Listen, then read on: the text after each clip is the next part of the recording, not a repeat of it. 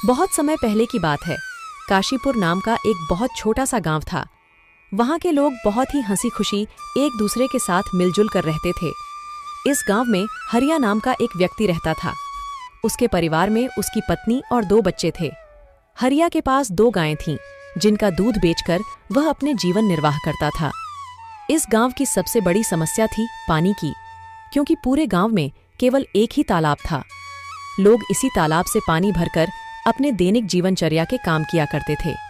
गांव में और कोई पानी का साधन न होने की वजह से गांव के लोगों को इसी तालाब के पानी पर निर्भर रहना पड़ता था। हालांकि गांव के लोग अपनी इस जिंदगी से खुश थे। कुछ समय यूं ही हंसी खुशी बीत जाता है, लेकिन एक दिन जब गांव के कुछ लोग तालाब पर पानी भरने जाते हैं तो देखते हैं कि तालाब में बड़े बड़े मगरमच्छों ने कब्जा कर लिया है।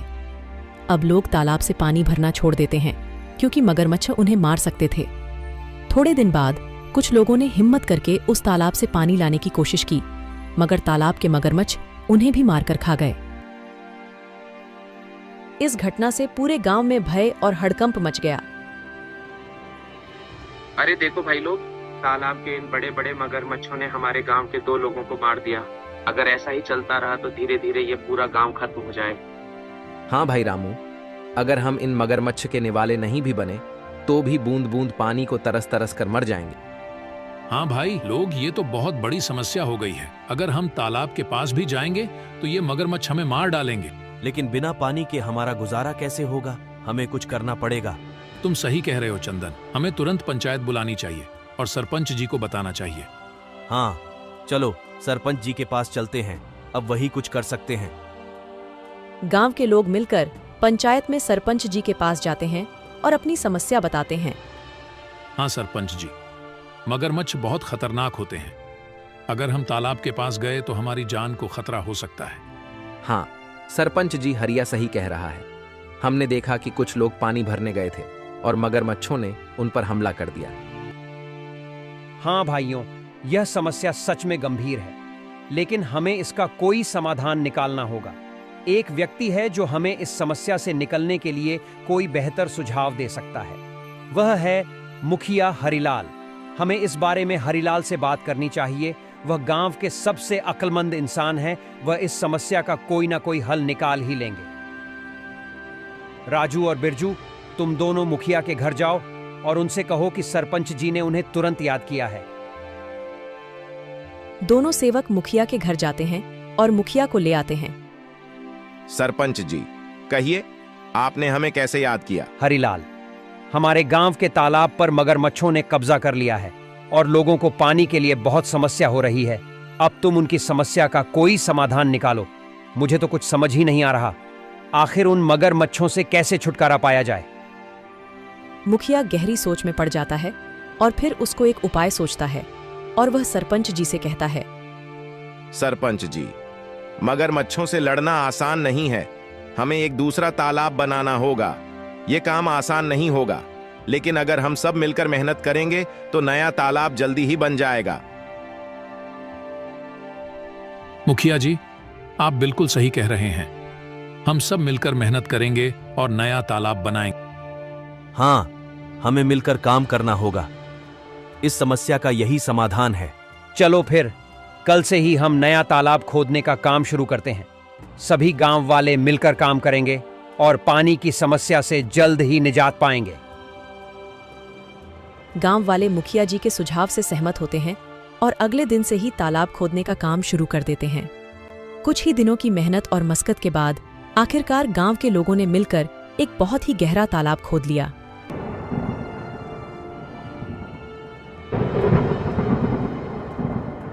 अरे हरिया, यह देखो, हमारा तालाब कैसे पानी से भर गया है। अब हमें पानी के लिए उस मगरमच्छ वाले तालाब में जाने की जरूरत नहीं पड़ेगी। हम यही पास ही के तालाब से पानी भर लिया करेंगे। हाँ काका, आज मैं बहुत खुश हूँ। आखिरकार हमारे गांव को इस पानी की समस्या से निजात मिल ही गया।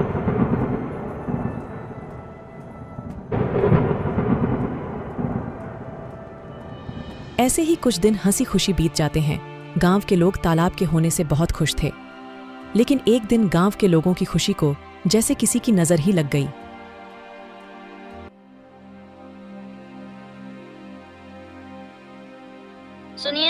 तालाब से मटकी भरकर ले आना। घर में पानी खत्म हो गया है। और हाँ, थोड़ा जल्दी आना। वहाँ गांव वाले लोगों से बातें करने मत बैठ जाना जब तक मैं आपके लिए गाय का दूध निकाल देती हूँ। ठीक है राधा, लाओ 2 मटकी मुझे, मैं अभी पानी भर लाता हूँ। जब हरिया मटकी लेकर तालाब के पास पहुंचा तो उसने देखा वहां पर मुखिया हरिलाल खड़ा है और वह गांव वालों से पैसे ले रहा है। हरिया ने एक व्यक्ति को रोककर पूछा, भैया क्या बात है, ये मुखिया जी किस चीज के पैसे ले रहे हैं? अरे भाई हरिया, क्या बताऊं अब तुम्हें। अब यह मुखिया जी हमसे इस पानी के पैसे ले रहे हैं। इनका कहना है कि जिसे भी इस तालाब से पानी भरना है उसको पैसे देने होंगे, और जो पैसे नहीं देगा उसे तालाब से पानी नहीं भरने दिया जाएगा। भगवान जाने अब इस गांव में क्या कहर आने वाला है। हरिया पानी भरने के लिए तालाब के पास खड़ा हो जाता है। जैसे ही वह तालाब से पानी भरने जाता है, मुखिया उसे रोकते हुए कहता है, हरिया, तुम क्या कर रहे हो? तुम्हें पता नहीं है कि यहाँ से पानी भरने के लिए पैसे देने होंगे? लेकिन यह तो गांव का तालाब है, यहाँ पानी भरने के लिए पैसे क्यों देने पड़ेंगे? यह नियम अब बदल गया है। यहाँ से पानी भरने के लिए हर किसी को पैसे देने होंगे। ये तो सरासर अन्याय है। ये तालाब सबके लिए है, हमने मिलकर इसे खुदा है। तुम पैसे कैसे मांग सकते हो? मुझे कानून मत सिखाओ, यह मेरा आदेश है, और जो इसे नहीं मानेगा उसे तालाब से पानी नहीं मिलेगा। यह बिल्कुल गलत है। मैं इस बात को जमींदार साहब के पास ले जाऊंगा। तुम्हें इसका जवाब देना होगा। जाओ जाओ, जमींदार साहब के पास जाओ। लेकिन तुमने इस बारे में जमींदार के सामने अपना मुंह भी खोला तो तुम्हें और तुम्हारे परिवार को इसके गंभीर परिणाम भुगतने पड़ सकते हैं। मेरी शिकायत करने से पहले एक बार अपने परिवार के बारे में भी सोच लेना। हरिलाल से पंगा लेना तुम्हारे परिवार पर भारी पड़ सकता है। ठीक है, मैं पैसे दे दूंगा, लेकिन याद रखना यह अन्याय ज्यादा दिनों तक नहीं चलेगा। हरिया मजबूरी में पैसे देकर पानी भरता है और वहां से चला जाता है। राधा, जो हम सब गांव वालों ने मिलकर तालाब खोदा था, मुखिया जी ने अब उस पानी भरने पर रोक लगा दी है। मुखिया ने कहा है कि अगर पानी चाहिए तो तुम्हें इस पानी की कीमत चुकानी होगी। ये मुखिया अपने आप को समझता क्या है? देख लेना, एक दिन इसके पापों का अंत जरूर होगा। हम गरीबों की इसे एक दिन हाय जरूर लगेगी। इतनी गर्मी में गरीबों से पानी के पैसे लेता है। देख लेना, एक दिन ये मुखिया बूंद बूंद पानी को तरसेगा। नहीं राधा, ऐसा मत कहो। कोई हमारे साथ बुरा करता है, इसका मतलब ये तो नहीं कि हम भी उसके साथ बुरा ही करें। ऊपर वाला सब देख रहा है, सबको सबकी कर्मों की सजा जरूर मिलती है। मुखिया को भी उसकी किए की सजा एक न एक दिन जरूर मिलेगी। एक दिन गांव में एक नया व्यक्ति आता है और तालाब के पास पानी पीने की कोशिश करता है। ये तालाब तो काफी बड़ा है, यहाँ से पानी पी लेता हूँ, प्यास बहुत लगी है। ऐ, तुम कौन हो? नमस्ते, मैं एक यात्री हूँ और बहुत प्यासा हूँ। बस थोड़ा पानी पीने के लिए रुका हूँ। यहाँ पानी पीने के लिए रुक गए? यहाँ पानी पीने के लिए पैसे देने होंगे। पैसे? लेकिन पानी पर तो सभी का हक है। ये तो सरकारी तालाब है, पानी के लिए पैसे क्यों देने पड़ेंगे? ये सरकारी तालाब नहीं, ये हमारा तालाब है। यहाँ पानी पीना है तो पैसे देने होंगे, नहीं तो चलते बनो। मुझे कानून मत सिखाओ, ये मेरा इलाका है और यहाँ मेरे नियम चलते हैं।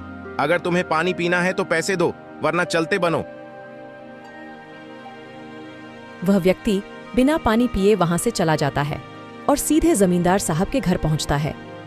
जमींदार साहब के घर के बाहर मुखिया के 2 आदमी खड़े थे। वह व्यक्ति से पूछते हैं, कौन हो तुम? तुम तो इस गांव के नहीं लगते।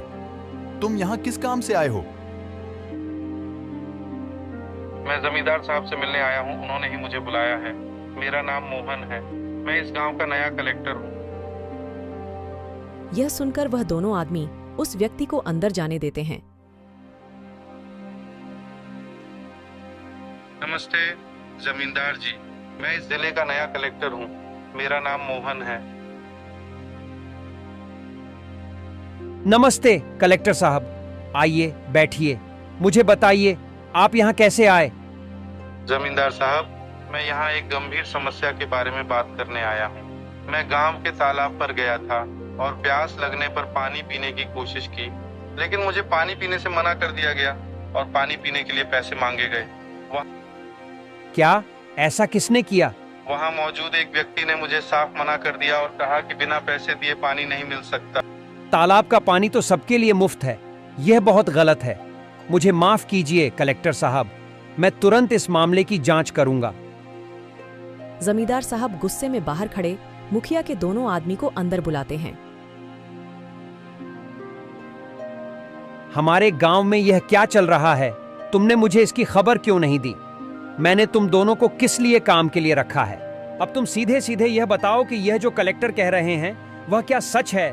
कलेक्टर साहब का कहना है कि हमारे गांव के तालाब पर गांव के लोगों से पानी के पैसे लिए जा रहे हैं। सच सच बताओ मुझे। जमींदार की फटकार से वह दोनों आदमी सब उगल देते हैं। जी जमींदार साहब, वह मुखिया हरिलाल हैं जो गांव वालों से पानी भरने के पैसे ले रहे हैं। हमने उन्हें बहुत समझाने की कोशिश करी लेकिन वह नहीं माने। उस मुखिया हरिलाल की इतनी हिम्मत, उसने मेरे पीठ पीछे गांव वालों के साथ ऐसा व्यवहार किया। जाओ मुखिया को अभी बुलाकर लाओ, और हां, साथ में सारे गांव वालों को भी एकत्रित करके यहां लाओ। थोड़ी देर में मुखिया के साथ ही सारे गांव वाले भी जमींदार साहब के घर पहुंच जाते हैं। गांव वालों, आज मैंने आपको एक जरूरी मुद्दे पर चर्चा करने के लिए बुलाया है। हमें पता चला है कि तालाब के पानी के लिए आपसे पैसे वसूले जा रहे हैं। क्या यह सच है? सरपंच जी, यह सच है। हमें हर बार पानी भरने के लिए पैसे देने पड़ते हैं। हमारे साथ बहुत गलत हो रहा है सरपंच जी। हम पहले से ही मुश्किल में हैं और यह नया नियम हमारे लिए बहुत भारी पड़ रहा है।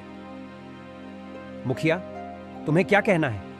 क्या यह सच है कि तुमने पानी के लिए पैसे वसूले हैं? तभी मुखिया का ध्यान उस व्यक्ति के पास जाता है जिसे मुखिया ने पानी पीने से मना कर दिया था।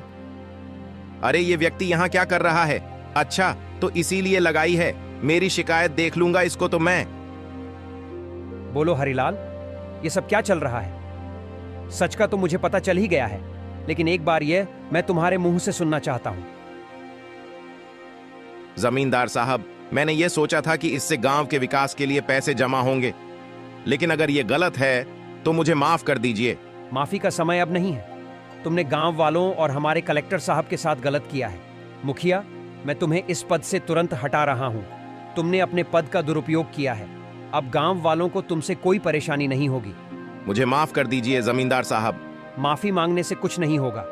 अब से तुम इस पद पर नहीं रहोगे और गांव के किसी भी फैसले में तुम्हारा कोई अधिकार नहीं होगा।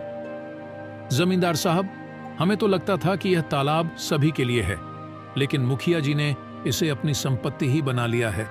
गांव वालों, मुझे खेद है कि आपको ऐसी कठिनाइयों का सामना करना पड़ा। मैं आपको आश्वासन देता हूं कि आगे से ऐसा कोई अन्याय नहीं होगा। तालाब का पानी अब सभी के लिए मुफ्त होगा। धन्यवाद जमींदार साहब, आपने हमें न्याय दिलाया। गांव वाले यह जानकर खुशी खुशी अपने काम में वापस लौट जाते हैं कि अब उन्हें तालाब के पानी के लिए कोई भुगतान नहीं करना पड़ेगा और उनके साथ कोई अन्याय नहीं होगा।